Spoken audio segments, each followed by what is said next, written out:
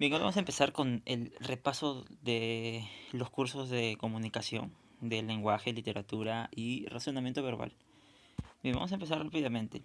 En lenguaje, al principio hablamos sobre lo que era el lenguaje, habíamos hablado de su definición, habíamos dicho algunas características del lenguaje.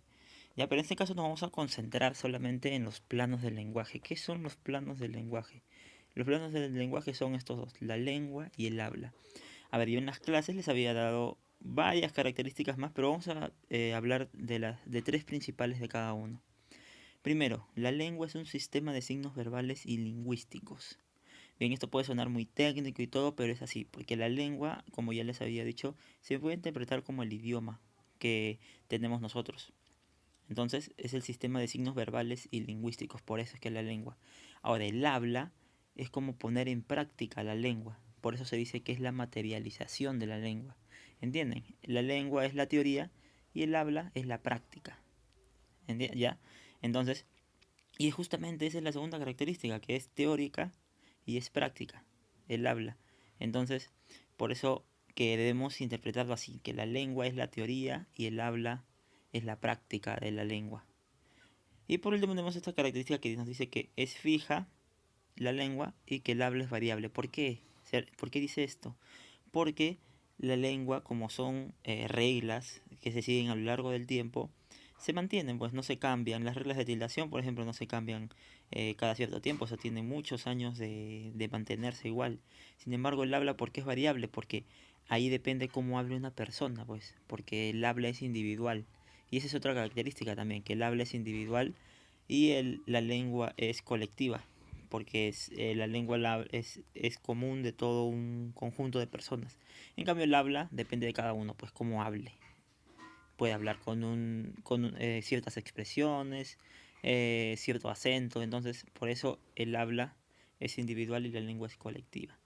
Bien, esto sería los planos del lenguaje, ojo, eso sí, el nombre de estos dos es los planos del lenguaje, la lengua y el habla. Vamos a hablar sobre lo que es la comunicación. Ya en la clase normal que ya les había explicado, habíamos hablado de cada uno de sus elementos, el emisor, el receptor, el código, el mensaje, el canal, el contexto. En este caso, vamos a recordar qué es el código. Yo les había dicho que el código era como que el idioma, es el idioma. En la comunicación que es escrita o es hablada, el código es el idioma. Bien, y el canal es a través de donde se transmite el mensaje. Por ejemplo, si es escrito, el canal sería el papel. Si es hablado el mensaje, el canal serían las ondas de sonido. Y bueno, y de ahí tendremos el contexto, que como les dije era el lugar donde se llevaba a cabo toda la comunicación, todo el proceso.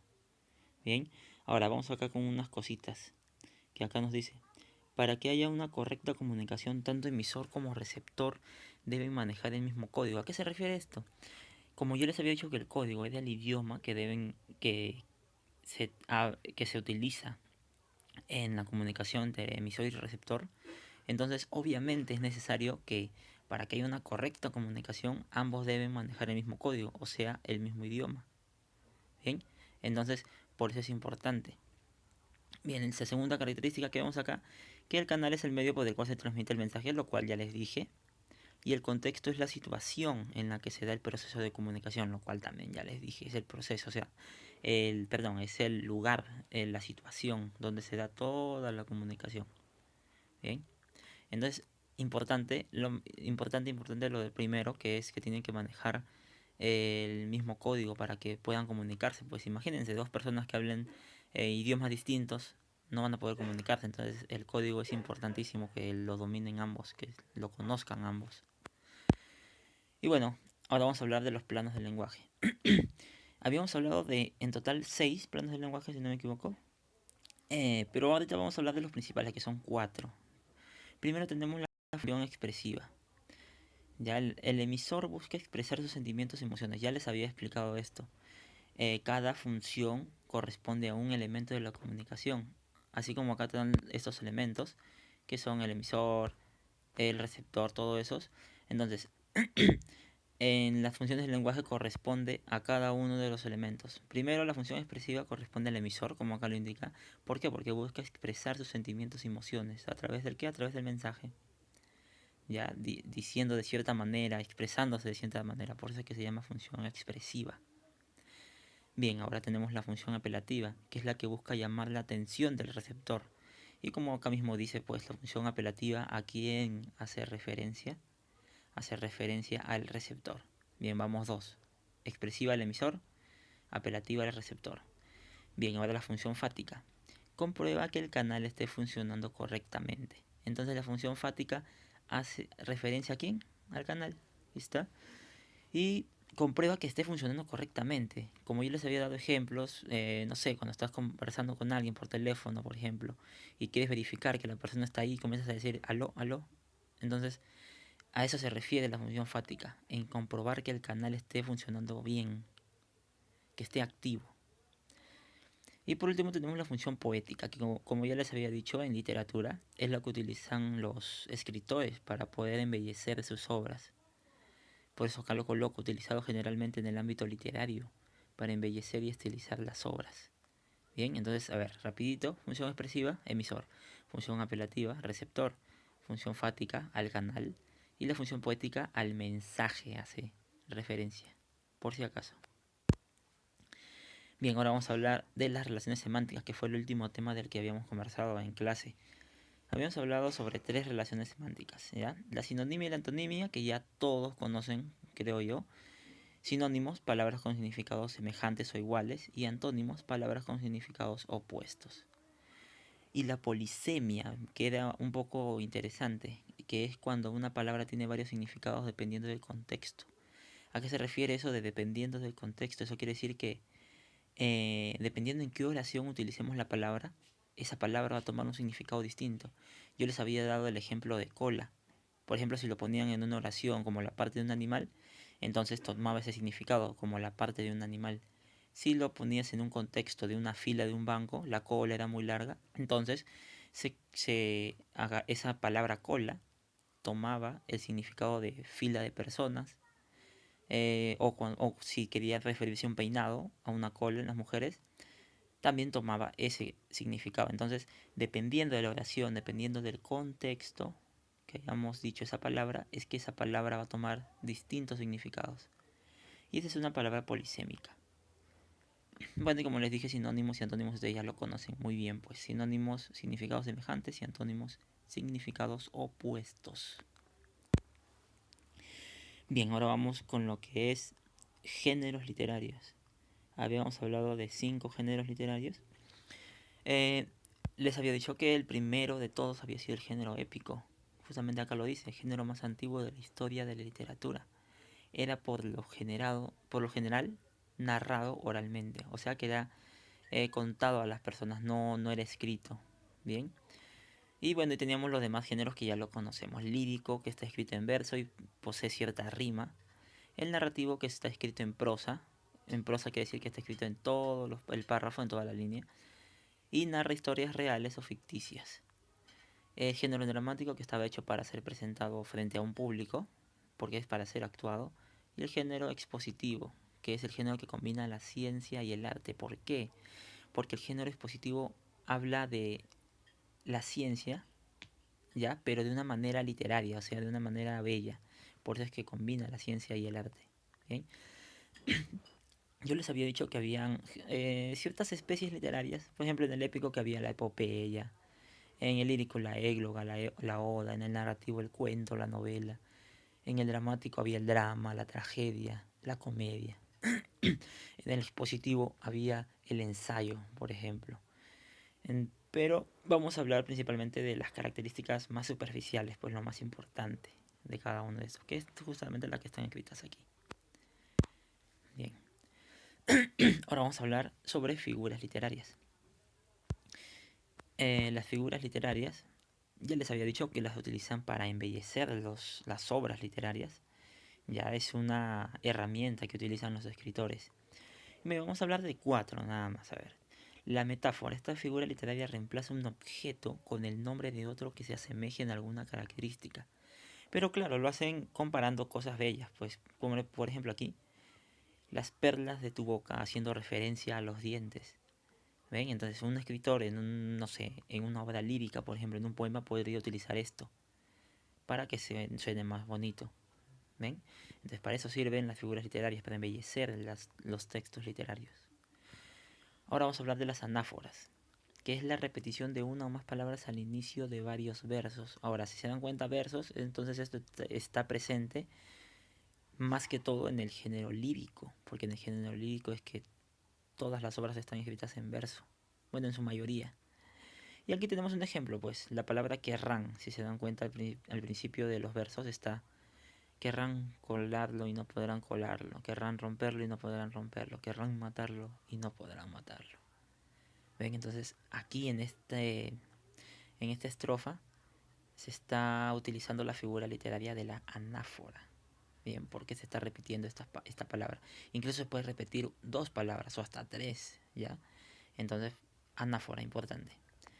Ahora, el epíteto, que ya les había dicho que era agregar una característica obvia a algo, pues, algo que era obvio. Como por ejemplo, no sé, la fría nieve. La palabra fría es un adjetivo, ¿ya? Y al decir fría nieve estamos diciendo algo que es inherente, o sea que es propio de la nieve. La nieve propiamente es fría. Entonces, a eso se refiere el epíteto. Acá tenemos otro ejemplo, la húmeda agua me cubrió por completo. ¿Ve? Por ejemplo, decir húmeda agua está de más, pues, pero sin embargo se utiliza pues en las figuras literarias para agregar más drama, ¿entienden? Eh, y se vea más bonito así a la lectura, pues, para una buena exposición y todo eso. Bien, ahora el último figura literaria que vamos a hablar es la hipérbole. La hipérbole ustedes deben entenderlo como una exageración, ¿bien? Es una exageración la hipérbole.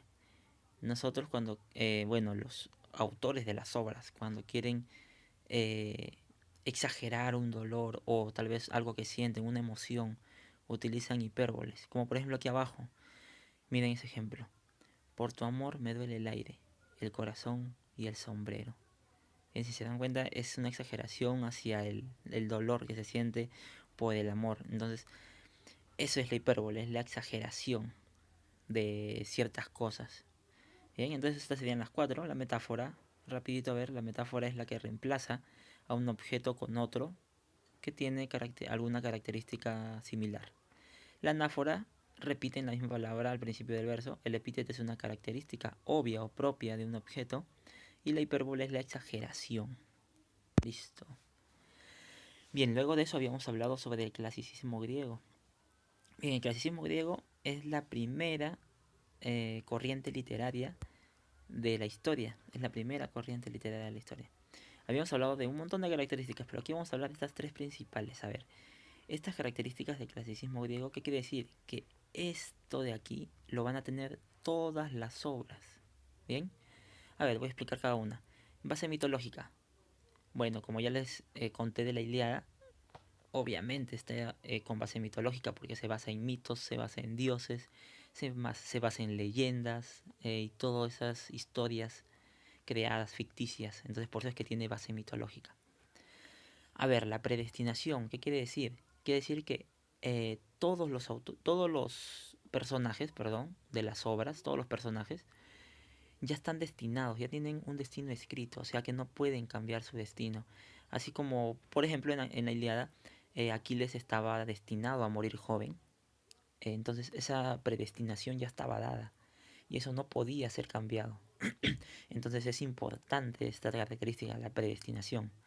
Y bueno, y por último tenemos el antropomorfismo. ¿Esto a qué se refiere? Aunque suena medio raro, esto simplemente se refiere a que los dioses toman forma de personas. Tienen deseos de personas, tienen gestos de personas. Entonces, sienten también como personas. Entonces, a eso se refiere antropomorfismo. Y bien, estas tres serían las principales características de todas las obras del clasicismo griego. Y bueno, yo les hablé sobre la Ilíada, una obra de Homero. El autor fue Homero, y en el cual el tema central era la cólera de Aquiles. Yo les conté por qué fue la cólera de Aquiles. Y hubieron dos cóleras de Aquiles en realidad. O sea, dos veces en las que Aquiles se molestó mucho. La primera fue cuando Agamenón, su jefe, le quitó a su esclava Briseida. ¿Esto qué causó? Causó que Aquiles se retire de la guerra. Se llevó a sus hombres y se fue a su campamento y no luchó más. Hasta que llegó la segunda cólera. ¿Qué pasó en la segunda cólera? Héctor mata a Patroclo, creyendo que era Aquiles. ¿Recuerdan que les conté que Patroclo era su amigazo de Aquiles? Y le pidió prestada su armadura para ir a pelear contra Héctor. Y Héctor vio a Patroclo con la armadura de Aquiles y pensó que era Aquiles, pero no era, pues. Y Héctor, obviamente que era el mejor luchador de Troya, mató a Patroclo, pues. Y esto provocó la segunda cólera de Aquiles, que fue por la muerte de su amigo Patroclo, que ahí fue donde ya volvió por fin a la guerra.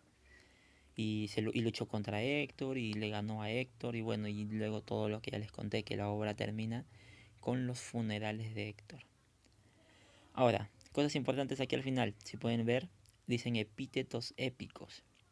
Estos epítetos son los que se utilizan para nombrar a ciertos personajes. O sea, por ejemplo, aquí tenemos el de los pies ligeros, Aquiles. En la obra, cuando no decían el nombre de Aquiles y agarraban y decían, el de los pies ligeros se acercó hacia Héctor, entonces ya con eso, el decir el de los pies ligeros, ya se estaban refiriendo a Aquiles. ¿Entienden? Y lo mismo para varios personajes, si es que no todos, en realidad, porque todos los personajes de la Ilíada tienen un epíteto. Héctor le decían el de tremolante casco. A Atenea le decían la de ojos de lechuza. Y a Zeus el que amontona las nubes.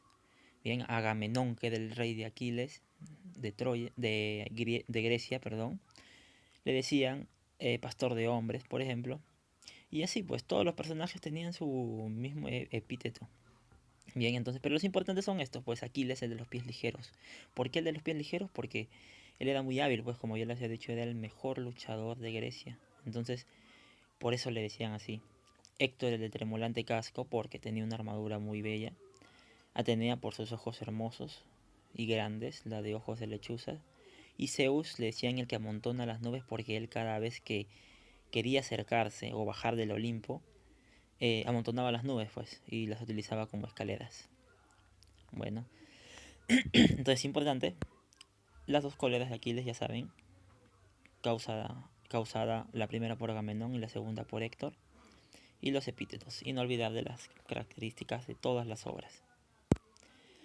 Y bueno, de lo que es razonamiento verbal, vamos a hablar solamente de lo que hablamos al principio, pues que dan el texto y su composición. Habíamos hablado que se componían de tres principales partes. El tema central, que lo podemos interpretar como el título del texto, la idea principal, que era la oración que resumía el texto completo, o sea, en una oración se resumía todo, y las ideas secundarias que complementan a la idea principal, pues. Entonces esto es importante. Bien, el tema central es el título del texto. Se puede interpretar como el título del texto en realidad. La idea principal, la oración que resume, y la idea secundaria que complementa a esa idea principal. Bien, entonces con respecto a todo este repaso sería todo. Rapidito, planos del lenguaje, lengua y habla, ya hablamos de eso, la comunicación, la principal, las características que están colocadas aquí abajo, tomar en cuenta. Las funciones del lenguaje, a qué elemento de la comunicación pertenece importante, expresiva emisor, apelativa receptor, fática canal y poética al mensaje. Las relaciones semánticas, que son la polisemia, la sinonimia y la antonimia, que ya les expliqué. Los géneros literarios, también que les expliqué. Las figuras literarias, que son estas cuatro nada más, que vamos a trabajar, importantes. No confundir epíteto de aquí, de figura literaria, con epíteto épico. Son dos cosas distintas. Los epítetos épicos se utilizaban netamente en las obras del clasicismo griego. Bien. Y bueno, también el clasicismo griego, que ya les narré la Ilíada, que es una historia muy interesante. Y el texto, bueno, con sus partes.